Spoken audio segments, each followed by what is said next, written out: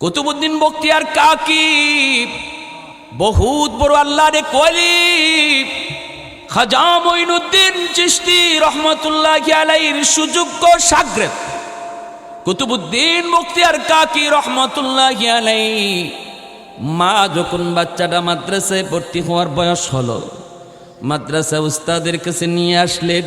আয়েশা তিনি বলতেছেন, উস্তাদজি আমার সন্তানকে আপনি আলিফ বা তা সা শিখায় দেন। এই বইলা মা চলে গেলেন। উস্তাদ বলতেছে, বাবা কুতুবউদ্দিন পড় আলিফ বা তা সা।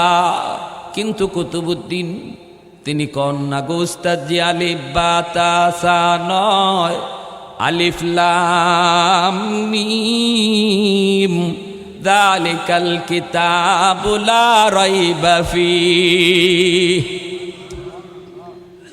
উস্তাদ অবাক হয়ে শুনতেছেন। উস্তাদ কই, বাবা কুতুবউদ্দিন লো আলিফ বা তা সা, আর তুমি কিনা পবিত্র কোরআনের সূরা বাকারা শুরু করে দিয়েছো রে।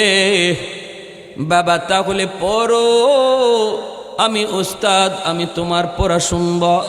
এই বইলা উস্তাদ শুনতেছে, আর ছোট্ট বাবু কুতুবউদ্দিন উস্তাদের সামনে বসে বসে আল্লাহর কালামের সূরা বাকারা থেকে মুখস্থ শুরু করল। পড়তে পড়তে 15 পারা হিফজ মুখস্থ উস্তাদের সামনে শোনায় দিলেন। উস্তাদ অবাক হয়ে বলতেছে, বাবা চলো তোমার মায়ের কাছে যাই, মাকে যাই জিজ্ঞেস করি। উস্তাদ বলতেছে, মা গো, ও মা, কেন তুমি এমন মজাক করেছ, কেন তুমি এমন ঠাট্টা করেছ? মাইকে, উস্তাদজি কি হয়েছে? তুমি বলছো আলিফ বা তা সা শিখাবো, কিন্তু তোমার সন্তান তো আলিফ বা বলে না, সে তো আলিফ লাম মিম বলছে। শুধু বলছে তা নয়, 15 পারা মুখস্থ শোনায় দিছে। এই বলতেই মার চোখ থেকে দৌড় দৌড় করে পানি পড়ে।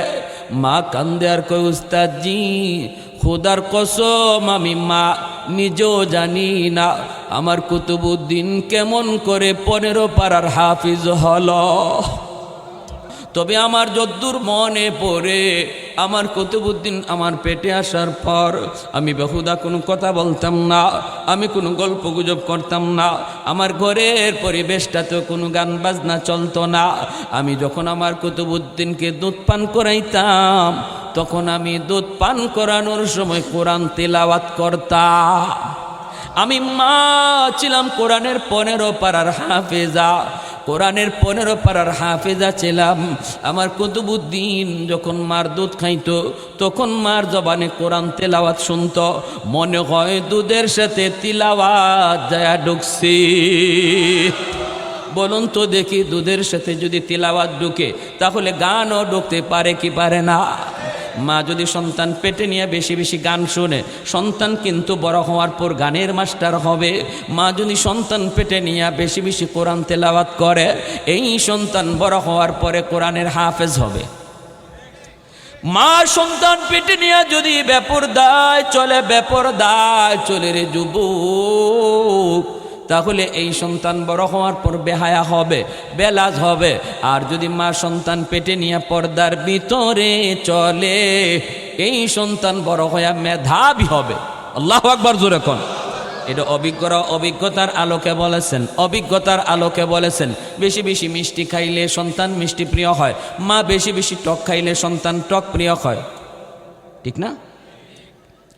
এজন্য গো মা বাবা সর্বপ্রথম সন্তানের শিক্ষক ঘর হলো আমার সন্তানের সর্বপ্রথম বিদ্যালয়। ঘরের মধ্যে সন্তান যা দেখে এটাই শিখে, ঘরের ভিতরে সন্তান বাপ মারে যা করতে দেখে তাই শিখে। মা যদি নামাজি হয়, দেখবেন শিশু বাচ্চাটা মার সাথে নামাজে দাঁড়ায় যায়। ডাক দিতে হয়, হ্যাঁ? কোরআন যদি মা তিলাওয়াত করে কোরআন, সন্তান মার পাশে কায়দা নিয়ে বসে যায়। মা যদি পর্দা করে চলে, পরপুরুষ দেখলেই যদি মা মাথায় কাপড় দেয়, দেখবেন শিশু বাচ্চাটা মেয়েটেও তখন বোরকা লয়, বোরকা তো পারে না, ছোট ওড়না বাবাকে আনতে কয়। মায়ের মতো বাচ্চাটাও মাথায় ওড়না পেঁচায়, এজন্য বলি মনে রাখবা গো মা, আদর্শ সন্তান যদি তুমি চাও, আগে বাপ মা ঠিক হয়ে যাও। বাপ মা যদি সুন্দর ইসলামী জিন্দিগি গ্রহণ করি, তাহলে সন্তান ইসলামী জিন্দিগি গ্রহণ করা সহজ হয়। এমনকি মা বাবা বেশি বেশি যদি কোরআন তেলাওয়াত ঘরে করে, এই সন্তান কোরআনের হাফেজ অল্প বয়সে হয়ে যায়। গুড়ায় গন্ডগোল, গুড়ায় গন্ডগোল। আমি চলি বেফরদা আর চাই সন্তান আব্দুল কাদের জিলানী। 16ই ডিসেম্বর ঢাকা থেকে বের হব, যাব খুলনা। পুস্তকলা ব্রিজে খালি গেছি, দেখি আমার গাড়ি আর সামনে চলে না, শুধু নারী পুরুষের ঢল। 16ই ডিসেম্বর বিজয় দিবস নামছে তো নামছে, হঠাৎ এক মহিলার দিকে আমার নজর গেছে। নজর পড়াটা দোষ না, নজর জমায়া রাখাটা দোষ। নজর পড়তে পারে, আল্লাহ নবী বলছে নজর পড়ছে সাথে সাথে নজর ঘুরায় ফেলো, জমায়ও না, জমানোটা কবিরা গুনাহ। নজর পড়ছে ঘুরায় ফেলছি, কিন্তু দেখে আমি আশ্চর্য হলাম। শুধু আমার ইয়াদ হলো, হায় রে সমাজ গেল কোথায়। মহিলা, এই মহিলাটা কেমনে এদের সাথে এরকম এই ডলাডলি করতেছে, সেলফি তুলতেছে। কি মহিলার বডির স্ট্রাকচার কয় খুব অল্প দিনের ভিতরেই বাচ্চা প্রসব হবে, বোঝা যায় না। বোরকা তো নাই, বোরকা থাকলে তো অনেকটা বোঝা যাইতো না। শরীরে হাতে পায়ে পানি জমে গেছে, দেখলে ভয় লাগে, ভয় লাগে সোজা কথা। সেই মহিলাটা বেফরদায় রাস্তায় নামে আসছে 16ই ডিসেম্বরে, আর আয়া ব্রিজের উপরে সেলফি তুলে। আল্লাহ নবী বলছে, যারা মনে করে বুঝে না বাচ্চায় ফেটও থেকেও বাচ্চার হুশ আছে। ওই যে বললাম যে মা যা করে ফেটের বাচ্চার উপরে আসর পড়ে। কুতুবুদ্দিন কাতি বখতিয়ার কাকির মা তেলাওয়াত করছে, সন্তান ফেটো থেকেই তেলাওয়াত শূন্য শূন্য হাফেজ হয়ে গেছে। আর এই বাচ্চা সে বুঝতেছে মা যে কেমন বেফরদায় রাস্তায় নামছে। এই বাচ্চা দুনিয়াতে আসলে পরে আব্দুল কাদের জিলানী হইব, মঈনুদ্দিন চিশতি, এরশাদ শিকদার আর কালা জাহাঙ্গীর। গন্ডগোল কোন জায়গায় এটা বুঝো আগে। গোড়ায় চিকিৎসা লাগবে, তো উপরে দিয়া পানি দিয়া লাভ নাই। বুঝতে হবে সমস্যা কোথায়, সমাজে কেন এতটা পচন ধরেছে। আগে আমরা যারা মা আর বাবা আছি, আমরা আগে সোজা হয়ে যাই, আমরা আগে ঠিক হয়ে যাই। ঘরের ভিতরে যদি নাটক চলে, সিনেমা চলে, ঘরের ভিতরে যদি ড্যান্স চলে নায়ক নায়িকার, আর আমি ছোট বাচ্চারে নিয়ে এই নাটক দেখতেছি, মনে করতেছি এই বাচ্চা বুঝে না, এই নাটক দেখতেছে, এই নাইস দেখতেছে, অসুবিধা কি? নবী কয় তুমি বুঝো না, বাচ্চায় ঠিকই বুঝতেছে। এই বাচ্চা বড় হওয়ার পর বেহায়া হওয়ার পিছনে এই মা দায়ী, এই মা দায়ী। তারে যে এই উলঙ্গ নাচ দেখাইতেছে, এই বাচ্চা যে বেহায়া হবে বড় হওয়ার পর, বেলাজ হবে, বেশরম হবে, এর জন্য মারেই সে দায়ী করবে, এই সন্তানই মারে দায়ী করবে। রব্বানা আতিহিম দিফাইনি মিনাল আযাব ওয়াল আনহুম লানান কাবীরা। আল্লাহ আমার মা সর্বপ্রথম শিক্ষক, ঘর ছিল আমার সর্বপ্রথম বিদ্যালয়। আমার প্রথম বিদ্যালয়ে আমার বাপ মা আমারে কি শিখাইলো, প্রথম বিদ্যালয়ের শিক্ষক আমারে কি বুঝাইলো। আল্লাহ আমার বাপরে ডাকো, আমার মারে ডাকো, আমাকে যেই পরিমাণ শাস্তি জাহান্নামে দিবা, আমার বাপ মারে ডাবল শাস্তি দাও। নাউজুবিল্লাহ, জোরে কোন। এই আবদার করে বসবে সন্তান। ভাইয়েরা বন্ধুরা, জন্য বলতেছিলাম, আল্লাহ নবীর একজন প্রসিদ্ধ সাহাবীর ঘটনা মনোযোগ দিয়ে শুনুন। ওই বাবা ধন্য, ওই মা ধন্য, যেই মার সন্তান কোরআনের হাফেজ হলো, আলেম দিন হলো। যদি আপনি আলেম বানান, হাফেজে কোরআন বানাইবার নিয়ত করেন, ওই বাবা হলো ধন্য, ওই মা হলো দুনিয়াতে মা হওয়া তার জন্য ধন্য। নবীর একজন সাহাবী নাম হলো আব্দুর রহমান রাদিয়াল্লাহু তাআলা আনহু। তিনি দাওয়াতের কাজে বের হয়ে যাবেন। বের হওয়ার আগে তিনি নিজের স্ত্রীকে বলতেছেন, বিবি গো, যদি আমার ছেলে সন্তান হয়, তাহলে তুমি তারে হাফেজে কোরআন বানায়ো, তুমি তারে আলেম বানায়ো, তুমি তারে মুহাদ্দিস বানাইও। আমার মন চায় কিয়ামতের ময়দানে আল্লাহর সামনে আমি একজন কোরআনের হাফেজের বাবা হিসাবে পরিচয় দিব। আমি বলবো, মালিক, আমি একজন মুহাদ্দিসের বাবা। কারণ কিয়ামতের ময়দানে হাসুরবাসী মানুষ আল্লাহ পাকের হাতে একটা মুকুট, হাতের মধ্যে একটা মুকুট দেখতে পাবে রে। হাসরবাসী মানুষ অপেক্ষায় থাকবে, মালিক জানি কারে এই মুকুট পরাইতে চায় গো, কাকে জানি আল্লাহ পাক খুঁজতেছে। নবীর বাপ মা দেয়া হাজির হবে, আল্লাহ বলবে আমি তোমাকে খুঁজি না। কিন্তু যেই মাত্র একজন কোরআনের পাখির বাপ মা হাজির হয়, হইয়া পরিচয় দেয় মালিক আমি হাফেজ কোরআনের বাবা, আমি একজন আলেমের মা, তখনই আল্লাহ বলবো আজ হাসরের ময়দানে আমি আল্লাহ তোমাকেই খুঁজতেছি। মান করা আল কুরআন ওয়া আমিলা বিমা ফীহি উলবিসা ওয়ালিদাহু তাজান ইয়াউমাল কিয়ামাহ। আল্লাহ নবী রহমতের নবী, যেই নবী জীবনে কোনোদিন মিথ্যা বলেন নাই রে যুবক, ওই নবী বলেন ওই বাপ মাকে আল্লাহ খুঁজবে কেন জানুনি? কারণ দুনিয়ার জীবনে মানুষজন সব চলতেছিল স্রোতের তালে তালে, সবাই চলতেছিল স্কুল কলেজ ভার্সিটির দিকে, কিন্তু ওই বাপ মা স্রোতের তালে তালে চলে নাই, স্রোতের উল্টা দিকে চলছে আল্লাহকে খুশি করার জন্য। যেই বাপ মা সমাজের স্রোতের তালে তালে না চইলা মাদ্রাসার দিকে চলছে, সন্তানটাকে হাফেজ বানাবে, সমাজের মানুষ তারে বাধা দিছে, আত্মীয় স্বজন তারে বাধা দিছে। আমাকে যখন আমার আব্বা মাদ্রাসায় দেন তখন কিন্তু আমার চাচারা আব্বারে বাধা দিছে, কয় পোলাটারে আপনি জীবন নষ্ট করতেছেন, প্রাইমারি স্কুলে বৃত্তি পাইছে বৃত্তি, এই ছেলেটা কত বড় জেনারেল শিক্ষিত হবে, কত বড় অফিসার হবে, এই বাচ্চাটারে এই পোলাটারে আপনি মাদ্রাসায় দিয়ে জীবন নষ্ট করতেছেন। এরকম কত বাধা।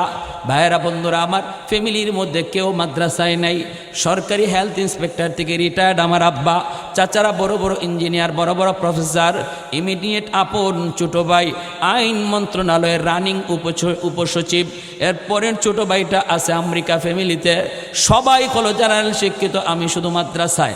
এজন্য মাদ্রাসায় দেবার সময় বাধা, আমার চাচারা কঠিন বাধা দিয়া বসলো।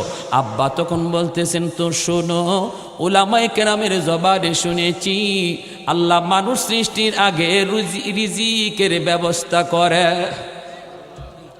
আমার সন্তান মাদ্রাসায় পড়ার পর কি খাবে, কেমনে চলবে সেটা আমি জানি না, জানেন আমার আল্লাহ। সুবহানাল্লাহ কোন বলুন তো, আমার আব্বার সিদ্ধান্ত সেটা সঠিক ছিল না ভুল ছিল?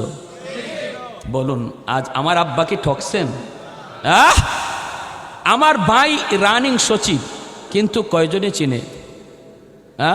আমাদের সিলেটেই কয়জনে চিনে? আলহামদুলিল্লাহ 100 হালাল পথে আমার ভাই চলে, 100। এমনও ঘটনা ঘটছে, আমাদের এলাকা হাওড়ি এলাকা, মাছ বিল আছে না, বড় বড় বিল, এই বিল মানুষের ডাক নেয়, ডাক জানি না আপনারা এগুলোর কি করেন, জানেন না? ডাক নেয়, বিল ডাক নেয়। তো এই হবিগঞ্জের হাওর, সুনামগঞ্জের হাওর, এগুলো অনেক বড় বড় হাওর। তো ওই হাওরের ডাক নিচ্ছেন আমার চাচারা।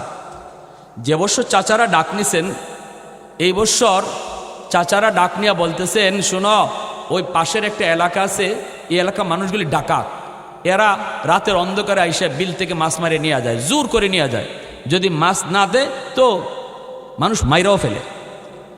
এরকম খারাপ মানুষ ওরা, ওদের জ্বালায় কেউ বিল মারতে পারে না, কেউ লাভ করতে পারে না, মাছ নিয়ে যায়, মাছ মেরে ফেলে। তো আমার চাচা যে বছর নিছেন, এই বছর চাচা বলতেছে শোনো, তোমরা এই বছর আইও, এই বছর মাছ মারতে আইও, ডাকাতি করার জন্য আইসো। আমার ভাতিজা, তখন আমার ভাই সিলেট জুডিশিয়াল ম্যাজিস্ট্রেট সিলেটে, তখন বলছে আমার ভাতিজা তখন ম্যাজিস্ট্রেট, তোমরা আইসো, এইবার তোমরা মাছ মারতে আইও।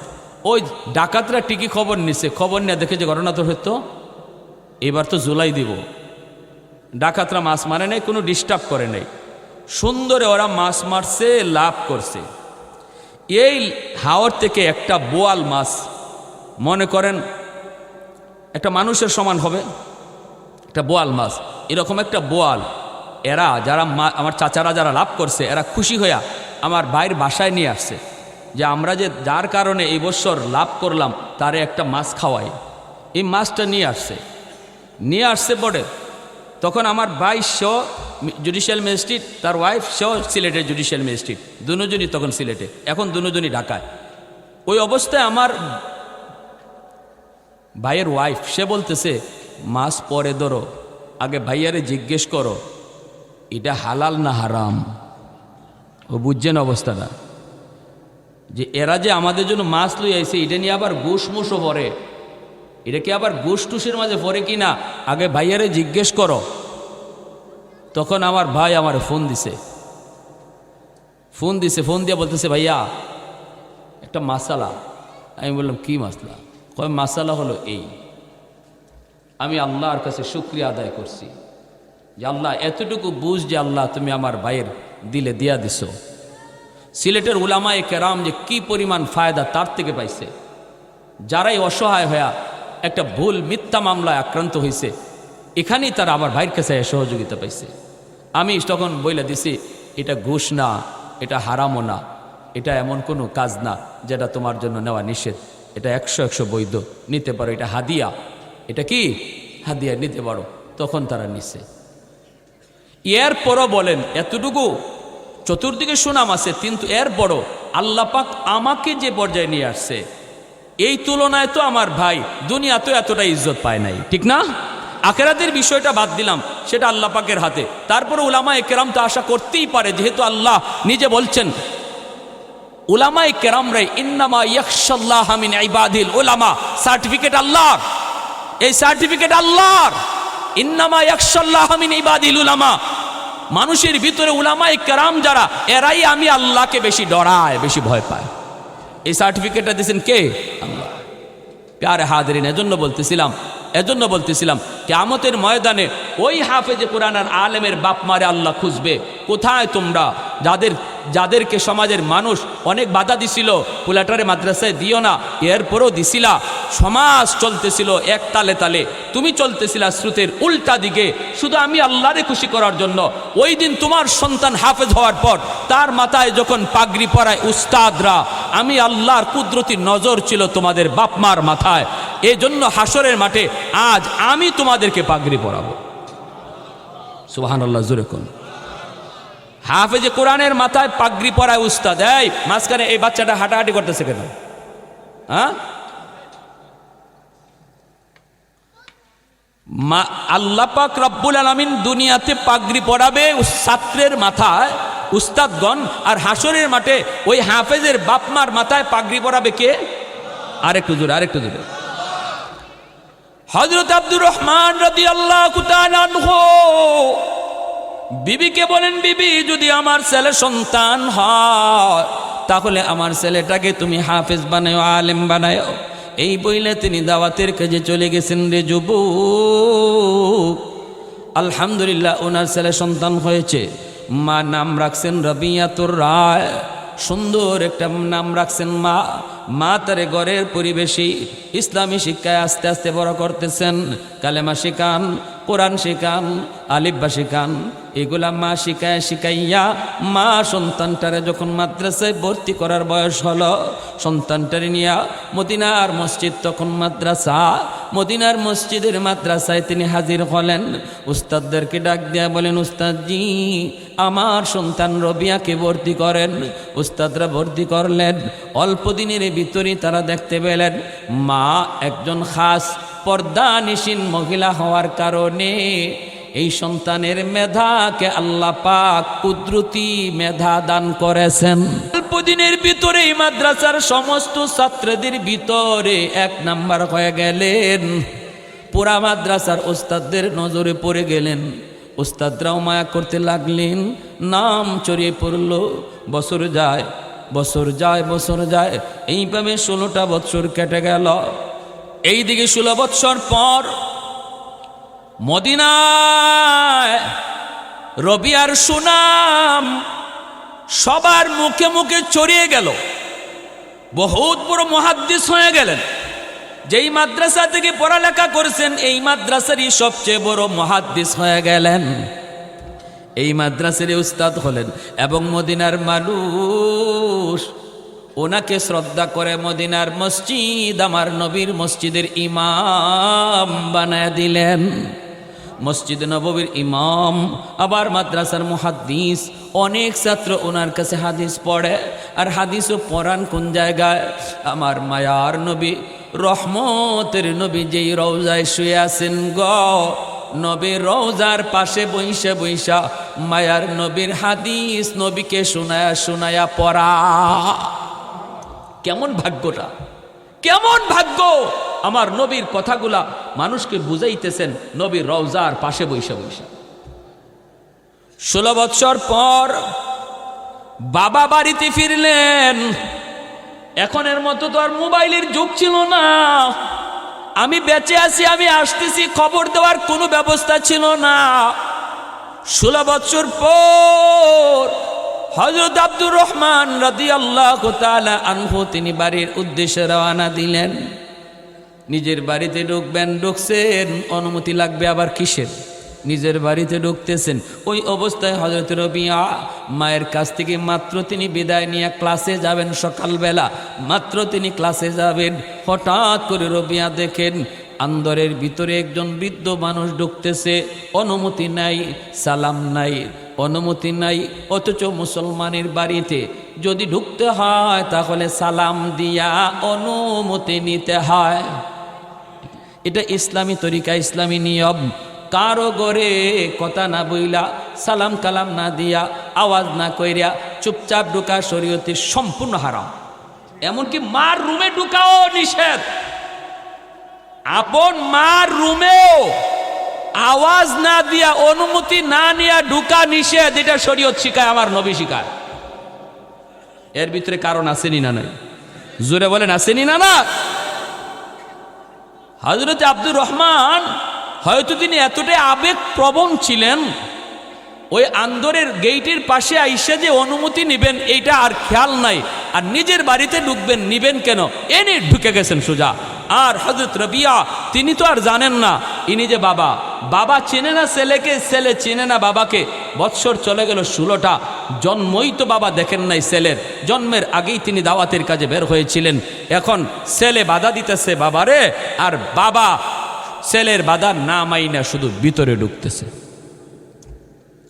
ছেলে বাধা দিয়া বলতেছে, কে গো তুমি দাঁড়াও, এইভাবে কারো বাড়িতে ঢুকা নিষেধ, তুমি দাঁড়াও দাঁড়াও, কে তুমি দাঁড়াও। কিন্তু বৃদ্ধ মানুষ হযরত আব্দুর রহমান ইনি মনে মনে কয় আমার বাড়িতে আমি ঢুকবো, বাধা দিব কে? ঠিক না? ওনার মনে প্রশ্ন হলো, এই যুবক আমাকে বাধা দেয় কেন?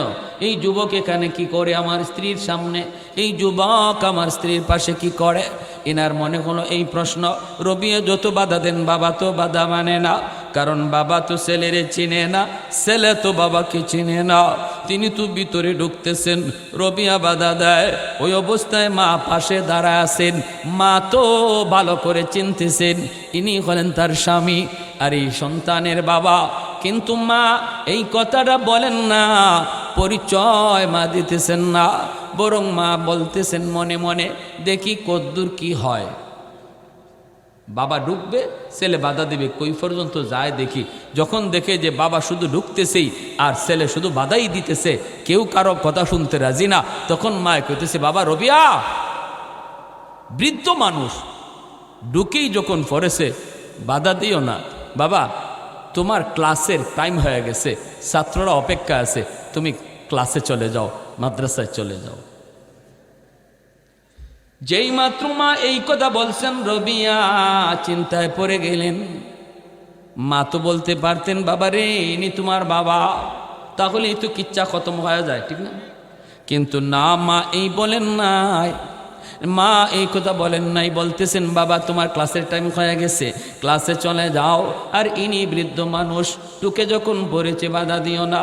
রবিয়া মনে মনে কই, মালিক জীবনে কোনোদিন তো মাকে বেপরদায় আমি দেখলাম না, আমার মা জীবনে কোনোদিন বেগানা পুরুষের সামনে যায় নাই গ। আজ আমার মা আমাকে সাপোর্ট করার কথা, আমার মা বলার দরকার ছিল বাবা তাড়াতাড়ি এই লোকটারে বাধা দে, কিন্তু মা তা তো করেন নাই। মা কেন এই বৃদ্ধ মানুষটাকে আসতে দিলেন, আমাকে যাইতে বললেন? তিনি তো চিন্তায় পড়ে গেলেন। রবিয়া মাদ্রাসায় চলে গেলেন। মা ভক্ত সন্তান, কোনোদিন বাপমার সাথে কোনোদিন বেয়াদবি করে না, ঠিক না? মা যদি কোনো কিছু আদেশ দেয়, কোনো কিছুর নিষেধ করে, মা ভক্ত সন্তান কাউন্টার দেয় না। বাবা বাধা দিছে, সন্তান এতটুকুই এনাফিনি, আমার বাবা ভালো বুঝছেন বিদায় বাধা দিয়েছেন, ভালো জানেন বিদায় তিনি আমাকে ভালো জানেন, ভালো চান, এজন্যই তিনি আমাকে এই দিকে যাইতে নিষেধ করেছেন। কাউন্টার কোনোদিন ভদ্র ছেলে দিবে না, অভদ্র ছেলে বাবার সাথে কাউন্টার দেয়, অভদ্র ছেলে মার কথার সাথে কাউন্টার দেয়। রবিয়া তিনি তো ভদ্র সন্তান, মায়ের কথার কোনো কাউন্টার তিনি দেন নাই, তিনি সোজা চলে গেছেন মাদ্রাসায়। আর যান মনের ভিতরে কল্পনা জল্পনা, কে সেই বৃদ্ধ মানুষ, কেন আমার মা আমাকে সাপোর্ট দিলেন না।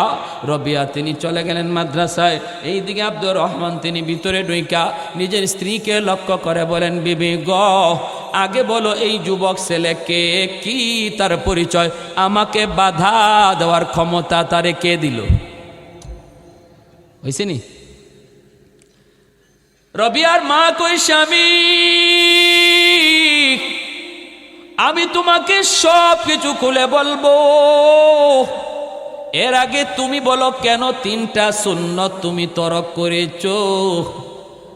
আগে 3টে সুন্নত তুমি পালন করে আসো, তারপরে জবাব দিব এই যুবক ছেলে, এই জুয়ান ছেলেকে কি, তার পরিচয়। 1 নাম্বার হলো আমার নবীর সুন্নত হলো নিজের বাড়িতে ঢুকতেও সালাম দিয়ে ঢুকতে হয়। কেন তুমি সালাম দিলা না? নিজের ঘরে ঢুকতেও সালাম দিয়ে ঢুকতে হয়, কেন তুমি সালাম দিলা না? আমার নবী জীবনের দায়নি সুন্নত, ঘরে ঢুকতে নবী সালাম দিতেন। যেই ঘরে পুরুষ মানুষ ঘরে ঢুকার সময় সালাম দিয়া ঢুকবে, ফতোয়ায়ে স্বামীর ভিতরে লিখেন 1 নাম্বার ফায়দা হলো এই ঘরের মানুষের ভিতরে আল্লাহ পাক মহব্বত বাড়ায় দেয়, বাপ বেটায় মহব্বত বাড়ায়, ভাই ভাই আল্লাহ মহব্বত বাড়ায়, স্বামী স্ত্রীর ভিতরে আল্লাহ মহব্বত বাড়ায়, জিনবুতের কোনো আসর ঘরের মধ্যে থাকে না। অতএব কেন তুমি সুন্নত তরক করেছো সালাম না দিয়া? 2 নম্বর হলো তুমি এত লম্বা সফর করে এসেছো গো স্বামী, আমার নবীর সুন্নত হলো লম্বা সফর করে বাড়িতে সরাসরি ঢোকা যায় না, মসজিদের মধ্যে অবস্থান নিতে হয়, মসজিদ থেকে বাড়িতে খবর দিতে হয়, মহল্লার মসজিদে অবস্থান করতে হয়, এখান থেকে ঘরে খবর দিতে হয়, কারণ আমার ঘরে আমার বিবি কোন পজিশনে আছে আমি জানি না। লম্বা সফর করে ঘরে ঢুকলে সে যদি পরিপাটি না থাকে আমার মন বিগড়ে যেতে পারে, আমার খারাপ লাগতে পারে। নবী কয় না না, লম্বা সফর করে বিবিকে তুমি খবর না দেয়া ঘরে ঢুকবা না, মসজিদে অবস্থান নাও, এখান থেকে ঘরে খবর পাঠাও যেন সে প্রস্তুতি নিতে পারে। সাজগুজ শরীয়ত বলে স্বামীরে দেখাও, সাজগুজ মহিলাদের জন্য পরপুরুষে দেখানো হারাম হারাম হারাম, ঠিক না? মহিলাদের সাজগুজ হবে পরপুরুষে দেখানোর জন্য না স্বামীরে দেখানোর জন্য? স্বামীরে দেখানোর জন্য। এখানে সওয়াব, প্রতিটা সাজগুজেতে সওয়াব। এরপরে বিবি বলতেছে 3 নাম্বার সুন্নত হলো এত লম্বা সফর করে তুমি এসেছো, তুমি কি আমার মায়ার নবী রওজা শরীফ জিয়ারত করবা না? তুমি কি আমার নবী রওজা জিয়ারত করবা না? এই 3টা সুন্নত আগে পালন করো, তারপরে আসো আমি বলবো এই যুবক ছেলেকে। হযরত আব্দুর রহমান রাদিয়াল্লাহু তাআলা আনহু চলে গেলেন, কথা বাড়ালেন না, সুজা মসজিদে নববীতে চলে গেলেন। যাইয়ে মসজিদে নববীতে 2 রাকাত নামাজ আদায় করলেন। এরপরে মায়ার নবী রওজার পাশে যায় তিনি রওজা শরীফে সালাম দিলেন। সালাম দিয়া যখন তিনি পাশে তাকান, তাকায় দেখেন ওই যুবক, যেই যুবক কিছুক্ষণ আগে তার বিবির পাশে দাঁড়ানো ছিল, ওই যুবক চেহারাটা পূর্ণিমার চাঁদের মতো ঝলমল ঝলমল করে হাদিসের মসনদে বৈশা হাদিস পড়াইতেছে। অসংখ্য ছাত্র তার কাছ থেকে হাদিস শুনতেছে, আর সে নবীর রওজার পাশে বৈশা বৈশা হাদিস পড়ায়। এই দৃশ্যটা দেখা মাত্রই হযরত আব্দুর রহমান রাদিয়াল্লাহু তাআলা আনহুর কলিজাটা মুচড় দিয়ে উঠছে, চোখ দিয়া পানি ঝরে, আর কয় মালিক তুমি যদি আমাকে এমন একটা সন্তান দিতা। আমার মনের ভিতরে তামান্না, আল্লাহ আমি একজন মুহাদ্দিসের বাবা হতে চাই, একজন হাফেজ আলেমের বাবা হয়ে হাসরের মাঠে তোমার সামনে পরিচয় দিতে চাই গো। ও মালিক, তুমি যদি আমাকে এমন একটা সন্তানের বাবা বানাইতা, আমি বাবা হওয়া সার্থক হয়ে যেত। মনের মধ্যেই তামান্না আসলো, চোখ দিয়া পানি ঝরতেছে। হযরত রবিয়া তিনি হাদিস পড়ার, তাকায় দেখেন ওই বৃদ্ধ মানুষটা কাঁদতেছে রওজার পাশে, তার দিকে তাকায়া তাকায়া কাঁদতেছে। ছাত্ররাও তার দিকে তাকাইতেছে। এমনি রবিয়া কয়, বাবা ওই দিকে তাকায়ও না, কত নবীর আশিক আমার নবীর রওজার পাশে আইসা এইভাবে কাঁদে রে, তোমাদের পড়ার সমস্যা হবে, তোমরা পড়ালেখা করো। এই বইলে তিনি পড়ালেখা করাইতেছেন। আর ওইদিকে হযরত আব্দুর রহমান তিনি তো নবীর রওজায় সালাম কালাম দিয়া চলে গেলেন বাড়িতে। বিবির কাছে যা সালাম দিয়া করে ঢুকলেন। এইবার চোখের পানিটা মুছতেছেন আর বলতেছেন, বিবি গো, ও বিবি, যেই যুবক তোমার পাশে দাঁড়ানো ছিল গো, আমি তারে দেখেছি, সে আমার নবীর রওজার পাশে বৈশা বৈশা নবীর হাদিস পড়াইতেছে। ও বিবি বলো না, এই যুবককে কেন তোমার পাশে দাঁড়ায় ছিল? এই বলতেই রবিয়ার মা চোখের পানিটা মুছে আর কয়, স্বামী গো, আজ থেকে 16টা বছর আগে তুমি দাওয়াতের কাজে বের হয়েছ। তুমি তো জানো না তোমার ছেলে হয়েছে না মেয়ে হয়েছে, এই খবর তো তোমার নাই, তুমি জানো না। কিন্তু তুমি আমাকে ওসিয়ত করেছিলে, যদি ছেলে হয় আমার ছেলেটারে তুমি মাদ্রাসায় ভর্তি কইরা হাফিজ বানাইও, মুহাদ্দিস বানাইও। তুমি যেই যুবককে নবীর রওজার পাশে হাদিস পড়াইতে দেখছো, এই যুবকের নাম হলো রবিয়া, মদিনার সবচেয়ে বড় মুহাদ্দিস, মসজিদে নববীর ইমাম। সে আর কেউ নয়, সেই হলো তোমার ঔরসজাত সন্তান, যার নাম হলো রবিয়া। আর একটু জোরে কন্যা সুবহানাল্লাহ। এমনি হযরত আব্দুর রহমান রাদিয়াল্লাহু তাআলা আনহুর চোখ দিয়া দর দর করে পানি ঝরতেছে, দাড়িটা পর্যন্ত ভিজে যায়। সাথে সাথে আল্লাহর কুদরতি কদমে সাজদায় পড়ে শুকরিয়া আদায় করে, মালিক আমি যা চাইছিলাম তুমি আমার এর চেয়ে আরো বেশি দিছো, আমি যা চাইছি এর চেয়ে আরো বেশি দিছো। তোমার দরবারে কেমন করে শুকরিয়া আদায় করব। ভাইয়েরা বন্ধুরা, এবার হযরত আব্দুর রহমান কই, বিবি গো চলো আমার রবিয়ার পাশে আমাকে নিয়ে চলো। মা বাবা দুজন মসজিদে নববীর সামনে চলে আসলেন। আইসেই তারা ডাক দিলেন, মায় ডাক দেয়, বাবা রবিয়া। মার ডাক শোনা মাত্রই তিনি পড়া বন্ধ করে তিনি চলে আসলেন। আইসা দেখেন ওই বৃদ্ধ মানুষটা এখনো মায়ের পাশে দাঁড়ানো। রবিয়া তো চিনেন না, কিন্তু বাবা তো সন্তানের পরিচয় পেয়ে গেছে, কিন্তু সন্তান তো এখনো বাবার পরিচয় পায় নাই। রবিয়া মাথাটা নিচের দিকে দিয়া লজ্জা পাইতেছেন, শরম করতেছেন। আমার মাকে জীবনে আমি কোনো পুরুষের সামনে দেখি নাই, আমি আজ একজন পুরুষের সামনে মারে দাঁড়াইতে দেখতেছি। কে সেই পুরুষ? মাথাটা নিচের দিকে দিয়া রবিয়া চোখের পানি ফেলায় দিছে। এমনি মা দৌড় দিয়া সন্তানের বুকে জড়ায় কই, বাবা রবিয়া, বাবা কান্দো না, তুমি তো জানো তোমার মা কোনোদিন পর্দা ভাঙ্গে না। আজকে তুমি মার পাশে যারে দাঁড়াইতে দেখছো, সে পরপুরুষ নয়, সে কোনো বেগানা পুরুষ নয় রে বাবা, ইনি হলো তোমার জন্মদাতা পিতা। আজ থেকে 16টা বছর আগে যিনি দাওয়াতের কাজে বের হয়েছিলেন, আর শিশুকালেই তুমি মাকে জিজ্ঞেস করতাম, মা গো আমার আব্বার চেহারা কেমন, আমার আব্বার পোশাকটা কেমন, আমার আব্বা লম্বা কেমন, কত প্রশ্ন তুমি করতারে বাজান। আজকে ভালো করে দেখে নাও, যেই মাত্র বাবার পরিচয় পেয়ে গেছেন, দৌড় দিয়ে গিয়া বাবাকে বুকে জড়ায় কান্না শুরু করছে। বাবাও দৌড় দিয়ে সন্তানরে জড়ায় কান্না শুরু করছে। হারানো বাবা সন্তান পাইলে কি অবস্থা হয় সেটা বাবা জানে, আর কেউ জানে না। হারানো সন্তান পাইলে মার কি হালত হয় মা জানে, আর দুনিয়ার কেউ বুঝে না। সন্তানকে বুকে জড়ায় তখন বাপ মা দুজনে কান্দে। ভাইয়েরা বন্ধুরা, সন্তান কয়, আল্লাহ তুমি যে আমার আব্বারে তুমি দেখাইছ। আর ওই অবস্থায় বাবা কয়, আল্লাহ তুমি যে আমার সন্তান রে এত উঁচু মাকাম দিছ, শুকরিয়া আদায় করে তারা দুজন বাড়ির দিকে রওনা দিবেন। এখন বাড়ির দিকে হাঁটা শুরু করবেন। ছেলে কয়, আব্বা তুমি আগে হাঁটো, বাবা কয়, বাবা তুমি আগে হাঁটো। ছেলে কয়, না বাবা